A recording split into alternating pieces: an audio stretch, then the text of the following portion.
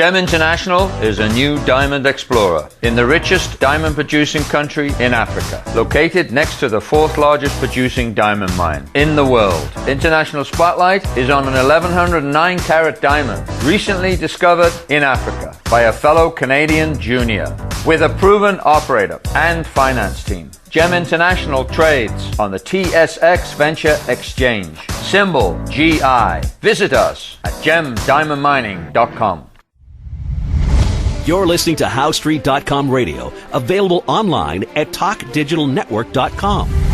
Welcome to HowStreet.com radio, the online source for market opinions. Here is Jim Goddard. My guest is market historian Bob Hoye. He's the chief investment strategist for Institutional Advisors. Welcome back to the show, Bob. Yeah, Jim, good to be with you. Rational exuberance. What is that, and is that what we're having right now in the markets? Actually, it's a play from 1996 onwards by then chairman of the Fed, Greenspan, who in December that year, a lot of the old-timers on Wall Street, including me, thought that the powerful rally in the stock market was getting very overpriced. That's according to standard measures of PEs, earnings, and book value and stuff like that. And it was. So anyways, Greenspan then came out and described the market, the play in the stock market, as irrational exuberance. Of course, that was 1996, and it went up to the end of 1999 and indeed soared right into March of 2000 with the incredible dot-com bubble, of which, when it crashed, a lot of that stuff disappeared.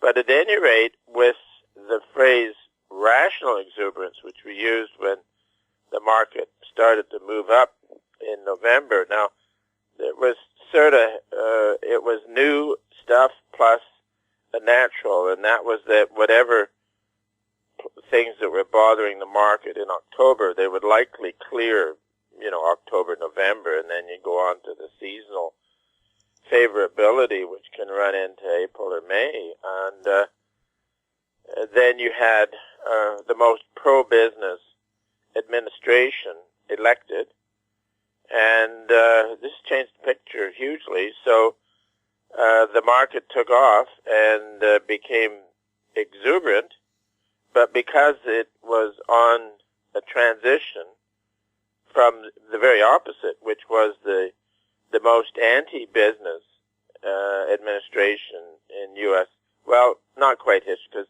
anti-business goes back to Roosevelt in the 1930s and then President Wilson in the 19-teens. So, but at any rate, it came to mind that this was therefore rational exuberance. So the rational has yet to be determined, but the exuberance is measurable. And on our technical models, the senior indexes got up there, overbought, upside exhaustions, and then the other technical pattern, a sequential sell, which was in December, and one would expect from that degree of a speculation a sharp correction, and instead we got a modest correction, and with any further correction being deferred by, good news coming out that they're going to, cut taxes and they're going to cut regulations, which is all positive. And so you've had the market extending the gains, which is fine, on news items of things yet to happen. So there we are. We're up now, and the other couple of positive items we had that would be effective maybe into March. One would be the industrial commodities, crude oil, and the base metals. They could have remained firm up into March. And then also the move in credit spreads, which has been remarkable in narrowing, which says that the party is on, and doesn't more than that. The narrowing of spreads became a party And this would likely prevail into March. Also, we had a correction in the U.S. dollar down for a while, and that always adds to the party. But it looks like earlier in the week, all the excitement was in the market, all the positive stories are in the market, and the stories may become real over the next while about lowering tax rates and cutting the number of regulations. But that's going to take a while. That's reality, and in this case, the market got ahead of itself. So the last piece that came into was the on credit spreads and the junk bond, where the rise just became rather impetuous and generated excessive technical readings. So that technical measure tells us that most of the enthusiasm is in on low-grade securities, and so it's eligible for a check back. And indeed, yesterday it looked like the enthusiasms were diminishing, and there could be let's call it a rational correction in here for most of the sectors in the stock market. It would make sense to correct some of the excesses, and we'll see where it goes. We'll have more with Bob Hoye right after the break. I'm Larry Ray, President and CEO of American Manganese, Inc., listed on the TSX Venture, ticker symbol AMY, A-M-Y, with proprietary patents in the U.S., China, and South Africa. Our focus is on recycling lithium-ion batteries for electric vehicles. China recently legislated the responsibility for recycling onto their electric vehicle manufacturers and importers. For more information, please visit AmericanManganeseInc.com or phone me, Larry Ray, at 778-574-4444. Welcome back. We're speaking with Bob Hoye. Bob, are you expecting a downturn in the markets, a minor correction right now? Yeah, it's Mother Nature's way is to get the enthusiasm in, and then everybody has to take a rest. You know, it's as simple as that. As when the last impetuous buyer is in, hey, who else is going to bid it up? And that also then reminds of the greater fool theory, is when you're dealing in highly priced stock market, which this is, that you're buying it on trend, which means you're buying it with great confidence that there'll be a greater fool down the road that'll buy it at yet a higher price. And so this is where technical research comes in, because it gives you those moments of excess. So this is what our thrust was in yesterday's piece, that rational exuberance is in, the exuberance is measurably high, and that's dynamics, Jim. What one should also mention for equity investors is that the multiple, the price-to-earnings ratio is extremely high. Now, that's on trailing earnings, actual real trailing earnings. And the way that the institutional street works is that the stock analysts will come up with earnings projections that are high enough to make the PE evaluation look attractive. But then that's a projection, and who knows whether that's going to work out or not. But so really, when it comes down to it, veteran traders or even veteran researchers like our group, you kind of look over your shoulder at what the valuations are, and for most of the people it doesn't matter, because most of the analysts will be creating estimates that are unrealistic to make the stock market look attractive at unattractive levels. But so this is where it comes down to just straight, if you're dealing with momentum or a program that treats with momentum, like our upside exhaustion, then you're getting an impartial reading on the action, and you leave your own emotions out of it. And so we have had upside exhaustions, and then the other pattern it is a pattern. That's momentum, and then there's pattern. The pattern and is in a model we call that gives sequential cells, where you get this certain pattern, and typically it's at or close to a top.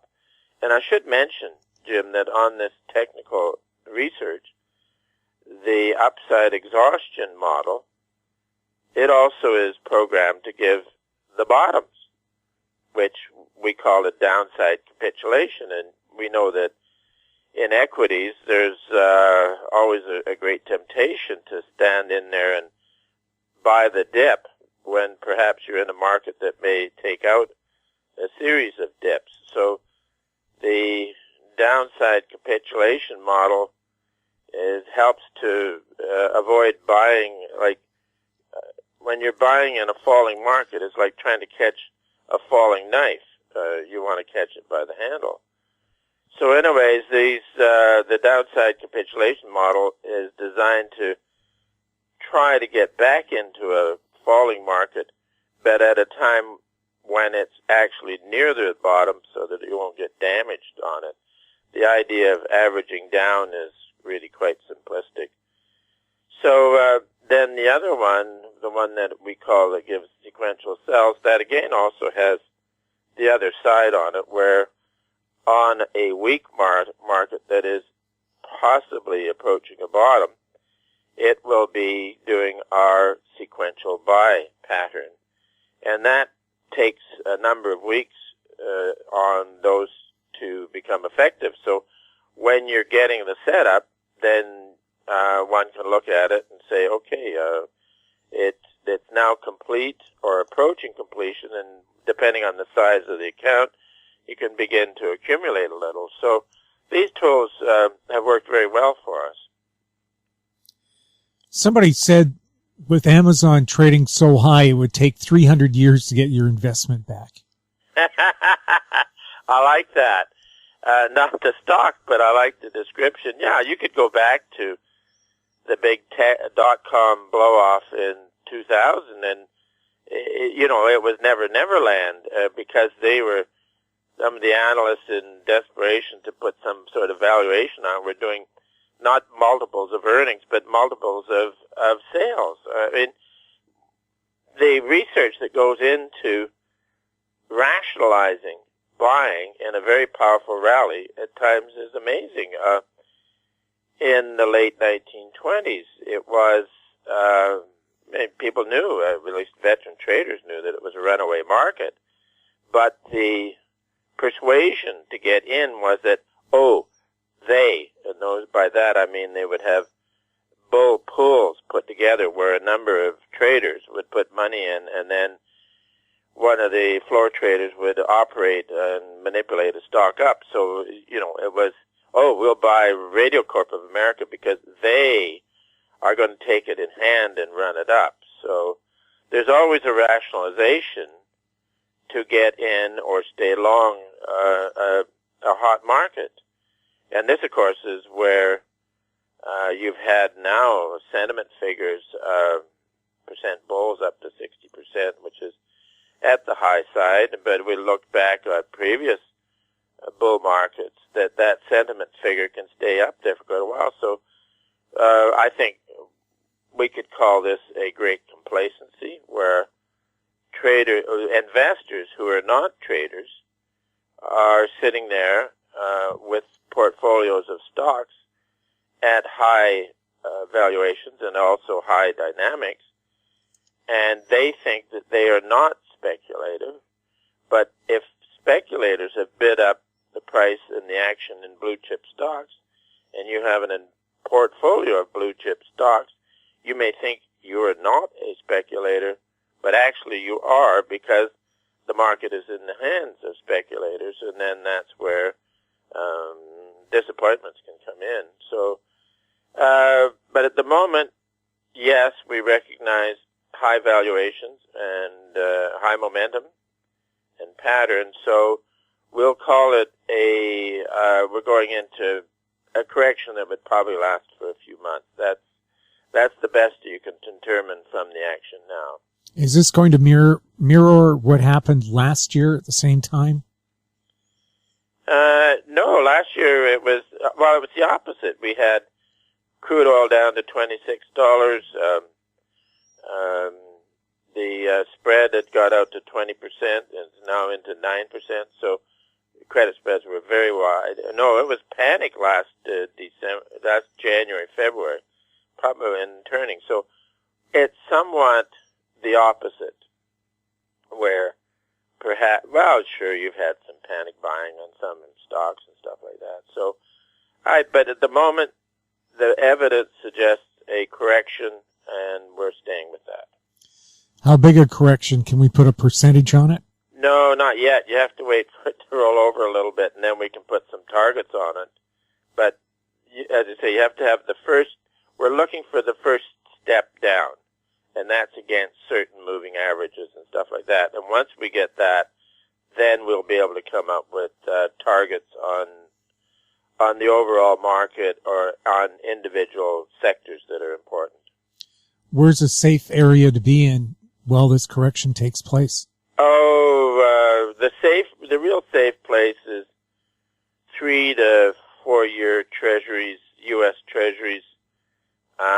If you go any shorter, you get next to nothing income. You go any longer, you're against risk of price change. And you can't go into any low-grade stuff because you've got pure risk there.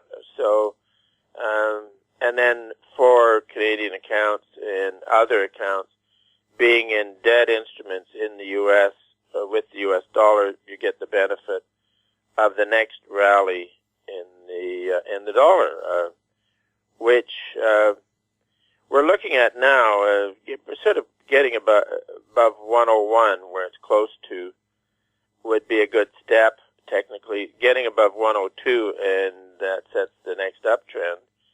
And in our work, the next uptrend could be substantial. So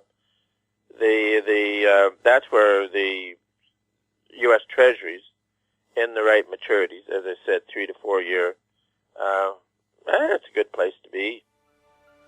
Bob, thank you so much for chatting with us. Yeah, Jim, good to be with you, and we look forward to chatting again next week. My guest has been market historian Bob Hoye. He's the chief investment strategist for institutionaladvisors.com. If you have any questions for Bob, you can send them to info@howstreet.com. I'm Jim Goddard.